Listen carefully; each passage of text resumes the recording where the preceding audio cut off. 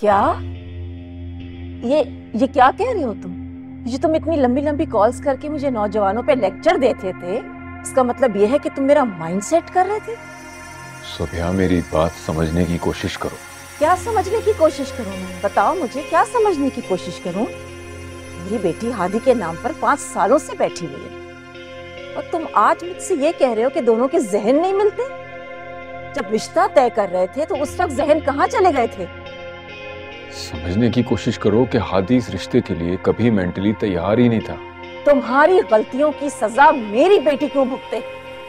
मेरे ससुराल वाले भी तो मुझसे सवाल करेंगे ना, पूछेंगे मुझसे, तो मैं क्या जवाब दूंगी उन्हें कि 5 साल से हादी के नाम पर मेरी बेटी बैठी हुई थी और आज मेरे भाई ने मुझसे ये कह दिया? सोभिया, समझने की कोशिश करें।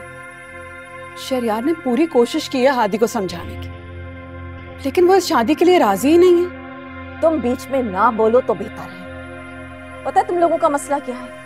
तुम लोगों का मसला ये है कि तुम्हारी कोई बेटी नहीं है, इसलिए तुम लोगों को अंदाजा नहीं है जिन बेटियों के रिश्ते टूटते हैं ना, उनकी माँ पे क्या गुजरती है।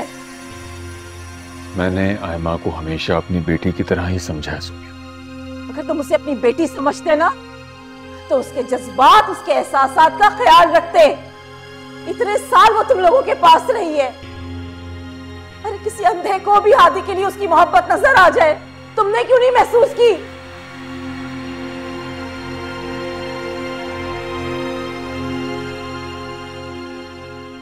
ठीक है, मैं आज ही इन दोनों का निकाह करा देता हूं, लेकिन अगर वो खुश ना रहे और उसे उसके हुकूक ना मिले तो मुझसे कोई शिकवा ना करे।